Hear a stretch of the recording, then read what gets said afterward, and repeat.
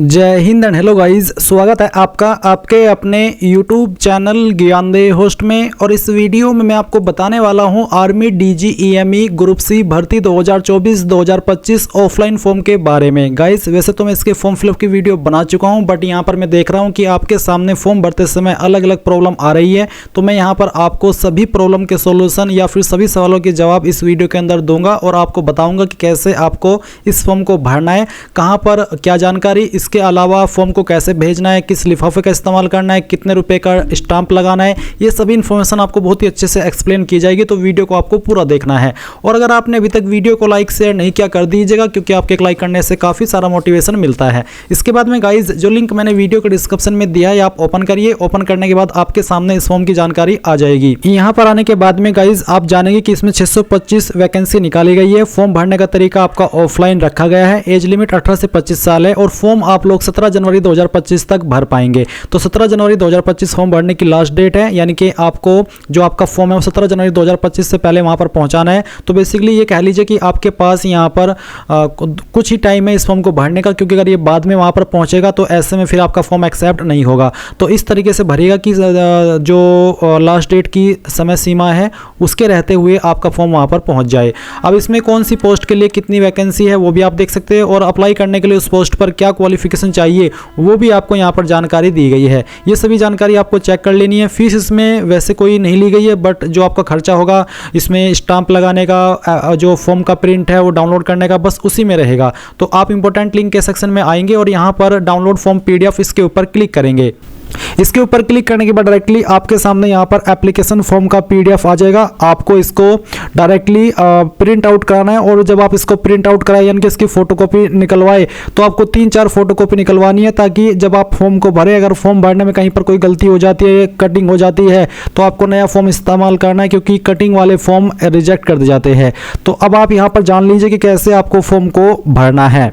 तो इसमें आपको बोला है to be send neatly typed और हैंड रिटन, या तो आप इसको टाइप भी कर सकते हैं और डिजिटल वे में अपना ये जो PDF है वो किसी वेबसाइट के ऊपर डाल करके, जिसमें कि PDF एडिट होता है, वहां पर आप खुद से जानकारी टाइप कर सकते हैं, या फिर आप इसको खुद से हैंड से भी रिटर्न कर सकते हैं। कैसे मैं आपको बताने वाला हूं। तो चलिए अब यहाँ पर ऑप्शन है DAVP एडवर्टाइजमेंट नंबर। मैं आपको डेमो के लिए एक वीडियो से इन्फॉर्मेशन दिखा रहा हूँ। तो DAVP एडवर्टाइजमेंट नंबर में आप लिखेंगे CBC 010-10-3/00004/2425। ये आपको DAVP एडवर्टाइजमेंट नंबर के अंदर लिखना है।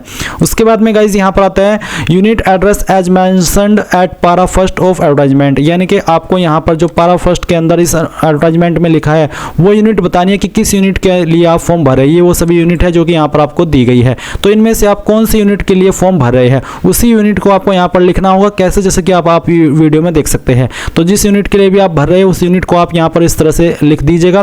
फिर आता है first point, post applied for along with unit as mentioned at para first, यानी कि आपको पोस्ट भी लिखनी है कि कौन सी पोस्ट पर आप फॉर्म भर रहे हैं और फिर किस यूनिट के लिए भर रहे हैं उस यूनिट का नाम भी आपको यहाँ पर इस तरह से भरना है, जैसे कि आप वीडियो में देख सकते हैं।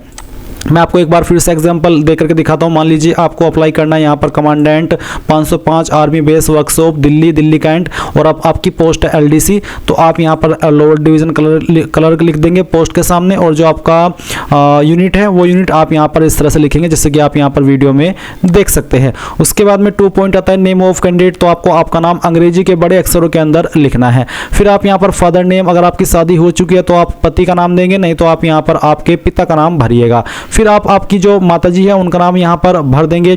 उसके बाद में डेट ऑफ बर्थ आपकी क्या है वो डेट ऑफ बर्थ आप लिखेंगे। डेट ऑफ बर्थ आपको कैसे लिखनी है वो भी आप यहाँ पर डेमो के लिए इस वीडियो से देख लीजिए, जो कि मैं आपको एक्सप्लेन कर रहा हूँ। तो आप यहाँ पर इस तरह से आपकी DOB लिखेंगे। ये आपको एजुकेशनल पर्पज के रूप में अन्य वीडियो से दिखाई जा रही है, ताकि आप अच्छे से समझ पाए। नहीं तो मैं आपको वर्बली भी बता सकता था कि ऐसे आपको डेट ऑफ बर्थ लिखनी है, पर अभी जब आप वीडियो में देख लेंगे तो आपको समझ में आ जाएगा कि हाँ यार कैसे हमें अपनी इंफॉर्मेशन इसमें अंदर लिखनी है या फिर टाइप करनी है। है। जैसे ही आप यहाँ पर डेट ऑफ बर्थ दे देंगे तो आपको देखने को मिलेगा as as on last date of receipt of application, तो फॉर्म भरने की लास्ट डेट जो कि अभी तक नहीं आई है। इसलिए मैंने आपको वीडियो की शुरुआत में ही कहा था कि जब आपके इसकी डेट आ जाएगी तभी आपको फॉर्म को भेजना है। ये वाला ऑप्शन अभी आप मत भरिएगा, इसको खाली छोड़ दीजिएगा, क्योंकि आपको आपकी जो लास्ट डेट है वो फॉर्म भरने की लास्ट डेट तक काउंट करनी है, जो कि अभी आई नहीं है। और मे भी जब आप इस वीडियो को देख रहे हो उस वक्त तक आ चुकी होगी, तो अगर उस वक्त तक आ चुकी है, आपको पता चल गई है कि हाँ ये वाली लास्ट डेट है, तो उस डेट तक आपकी उम्र काउंट कर लीजिएगा और जितने ईयर, जितने महीने, जितने दिन की निकल के आएगी वो आप यहाँ पर भर दीजिएगा। आप गूगल के अंदर सर्च करके एज कैलकुलेटर अपनी एज काउंट कर सकते हैं। एज कैलकुलेटर सर्च कीजिएगा, पहली वेबसाइट जो आएगी इसको ओपन कीजिएगा, ऊपर डेट ऑफ बर्थ सेलेक्ट कीजिएगा, नीचे वो डेट जिस डेट तक आपको एज काउंट करनी है और फिर कैलकुलेट के ऊपर क्लिक करके आप सिंपल वे में अपनी एज कैलकुलेट कर लेंगे।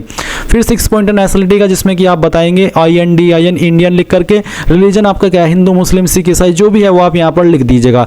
फिर आएगा 8 पॉइंट कोरस्पोंडेंस एड्रेस यानी कि प्रेजेंट एड्रेस का, तो जो आपका प्रेजेंट एड्रेस है वो आप यहाँ पर भरेंगे। जैसे कि आप वीडियो में देख सकते हैं ऐसे ही आपको आपका प्रेजेंट एड्रेस भरना है, जैसे कि पिन क्या है, स्टेट कौन सी है, कॉन्टैक्ट मोबाइल नंबर क्या है, ईमेल ID क्या है। फिर आपका परमानेंट एड्रेस, अगर आपका प्रेजेंट और परमानेंट एड्रेस एक ही है तो जो एड्रेस आपने 8 पॉइंट में भरा है वही आप 9 पॉइंट में भर दीजिए। अगर अलग अलग है कोरस्पोंडेंस यानी कि प्रेजेंट एड्रेस और परमानेंट एड्रेस तो फिर आप अलग अलग भी भर सकते हैं।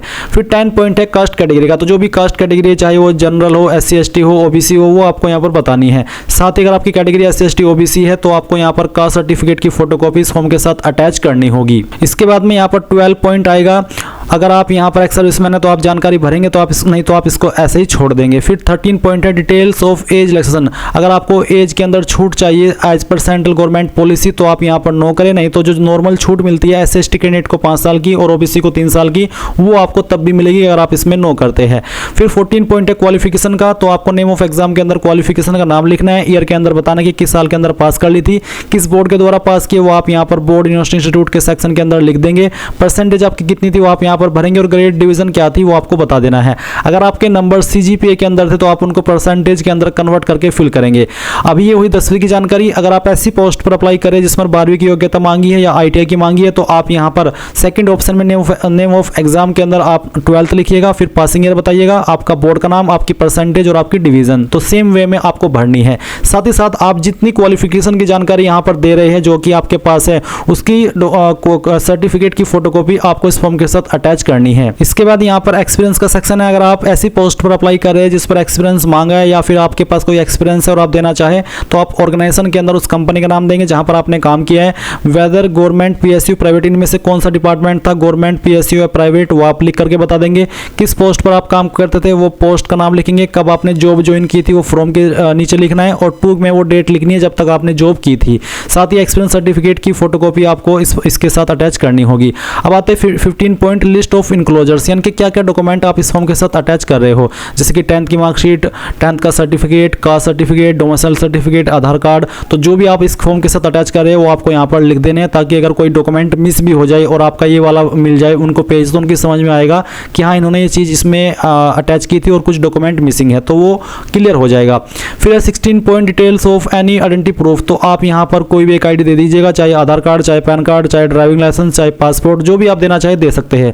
आपको आधार कार्ड का भी ऑप्शन दिया, पैन कार्ड का भी, पासपोर्ट का भी और ड्राइविंग लाइसेंस का भी, तो इनमें से कोई एक ID देना अनिवार्य है, आप यहाँ पर उसकी जानकारी दे दीजिएगा। अब आपके सामने डिक्लेरेशन आएगा, आप यहाँ पर पहले इसमें बताइए कि कहाँ से आपने फॉर्म को भरा है, सिग्नेचर ऑफ द एप्लीकेंट में आपको आपका सिग्नेचर करना है, फिर यहाँ पर डेट, किस डेट में आपने फॉर्म को भरा है और डेट डाल देनी है। जैसे कि मैंने कहा कि अभी फॉर्म स्टार्ट नहीं हो, जिस डेट में आप इस फॉर्म को भर रहे हो वही आपको डेट डालनी होगी।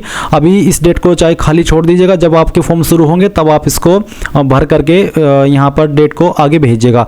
Candidate to ensure the following are enclosed, यानी कि क्या क्या चीज़ें आपको यहाँ पर इस फॉर्म के साथ अटैच करनी है। एक तो 1 self addressed envelope duly fixed with ₹5 postal stamp, एक आपको अलग से लिफाफा भेजना जिसके ऊपर ₹5 का स्टाम्प लगाना है। फिर self attested photocopies of certificate, यहाँ पर 5 सीट आपको भेजनी होगी। इसके अलावा 2 सेल्फ अटेस्टेड फोटोग्राफ आपको देने होंगे, यानी कि खुद के फोटोग्राफ जिसके नेम एंड मदर या father name on the back side of photo, यानी कि फोटो के पीछे आपका नाम और आपका मदर्स का या फिर फादर का नेम आपको लिखना है। एक्नॉलेजमेंट एडमिट कार्ड, यानी कि आपको आपका एडमिट कार्ड भी अटैच करना है। एडमिट कार्ड भी आपको इसमें नीचे की तरफ ही मिल जाएगा। कौन से वाला, ये एक्नॉलेज एडमिट कार्ड, ये भी आपको भर करके भेजना है। इसमें भी गाइज आपको सेम तरह से इन्फॉर्मेशन लिखनी है, जैसे कि post applied for, unit applied for, name of the candidate, date of birth, father name, mother name, category, correspondence address, recent passport size photograph of the applicant, ये सब आपको यहाँ पर इसमें भरना है। फिर आपका एड्रेस, इसके अलावा यहाँ पर ये जो फॉर ऑफिस यूज है ये आपको खाली छोड़ देना है, ये ऑफिस के द्वारा भरा जाएगा। तो आपने यहाँ पर ये सब चीज़ जान ली है। अब गाइस बात आती है कि कैसे आपको फॉर्म को भेजना है और कहाँ पर भेजना है। तो इसकी जानकारी भी आपको इसी नोटिफिकेशन के अंदर दी गई है। फॉर्म भेजने का तरीका इन्होंने यहाँ पर नोटिफिकेशन के अंदर मेंशन किया, जो कि मैं आपको एक्सप्लेन करने वाला हूँ। तो गाइस एक तो पहले आप यहाँ पर ये समझ लीजिए कि जो आपको इसमें सेल्फ एड्रेस्ड एनवलप या फिर जिस फॉर्म के अंदर, जिस लिफाफे के अंदर आपको ये फॉर्म भेजना है वो किस साइज का होना चाहिए। ये साइज होना चाहिए 10.5 सेंटीमीटर इंटू 25 सेंटीमीटर, जिसके ऊपर 5 रुपए का स्टाम्प लगा होना चाहिए। एंड आपको लिफाफे के ऊपर एक लाइन लिखनी है अंग्रेजी के बड़े अक्षरों के अंदर, application for the post of, और उसके बाद में जिस पोस्ट पर आपने अप्लाई किया है उस पोस्ट का नाम आपको लिखना होगा। ये लाइन जो कि यहाँ पर आपको वीडियो में देखने को मिल रही है। और ये जो फॉर्म आपको भेजना है वो आपको ऑर्डिनरी पोस्ट यानी कि साधारण पोस्ट के माध्यम से भेजना है, ना तो स्पीड पोस्ट ना registered post, simple ordinary post के माध्यम से ही आपको फॉर्म को भेजना होगा। ये चीज़ आपको ध्यान में रखनी है। फॉर्म को कहाँ पर भेजना है वो भी आप समझ लीजिए। तो जैसे कि मान लीजिए आपने अप्लाई किया है इस वाले यूनिट के लिए, तो यूनिट का एड्रेस आपके सामने है, इसी एड्रेस पर आपको भेजना होगा जो एड्रेस आपने फॉर्म के अंदर फॉर्म पर भी लिखा है। तो मान लीजिए आपने पहले वाले इस वाले पर भरा है, तो यही वाला एड्रेस आपका रहेगा जहां पर आपको फॉर्म को भेजना है। बहुत ही सिंपल है, कोई दिमाग लगाने की आवश्यकता है नहीं, क्योंकि सभी पोस्ट का एड्रेस अलग अलग है और वो एड्रेस आप फॉर्म के अंदर भी अभी भरे हो और ऊपर वही एड्रेस आपको लिखना होगा जिस एड्रेस की जानकारी मैंने अभी आपको बता दी है। आपको बोला कि candidates are allowed to apply only for one trade at one location and application one submitted can not be modified, यानी कि आपको एक लोकेशन पर एक ही पोस्ट पर अप्लाई करना है, आप एक लोकेशन पर दो पोस्ट पर अप्लाई नहीं कर सकते। तो जिन कैंडिडेट का सवाल है कि क्या मैं दो पोस्ट पर अप्लाई कर सकता हूं, तो अलग अलग लोकेशन के लिए आप चाहे अप्लाई कर सकते हैं, पर एक लोकेशन के लिए यानी कि एक यूनिट में आप एक ही पोस्ट पर अप्लाई कर सकते हैं, किसी दूसरी पोस्ट पर अप्लाई नहीं कर सकते हैं। तो ये इन्फॉर्मेशन आपने यहाँ पर जान ली। डॉक्यूमेंट्स मैंने आपको बता ही दी है कि कौन कौन से डॉक्यूमेंट्स आपको ध्यान में रखने हैं जब आप फॉर्म को भेजें। और date of document verification, written exam, physical test, ये आपको टाइम आने पर पता चल जाएगा। आपको एक ऑर्डिनरी पोस्ट सेंड किया जाएगा आपके एड्रेस पर, जिसमें कि आपको ये सब की इन्फॉर्मेशन दी जाएगी और ये कहाँ पर रहेगा उसकी इन्फॉर्मेशन भी आपको यहाँ पर दी गई है। तो गाइज आपने पूरी जानकारी जान ली है फॉर्म के बारे में। अगर अभी भी कोई सवाल डाउट रह गया हो आपका तो वो आप कमेंट के माध्यम से पूछ लीजिएगा। और अगर आपने अभी तक वीडियो को लाइक शेयर नहीं किया कर दीजिए। Thanks for watching. जय हिंद।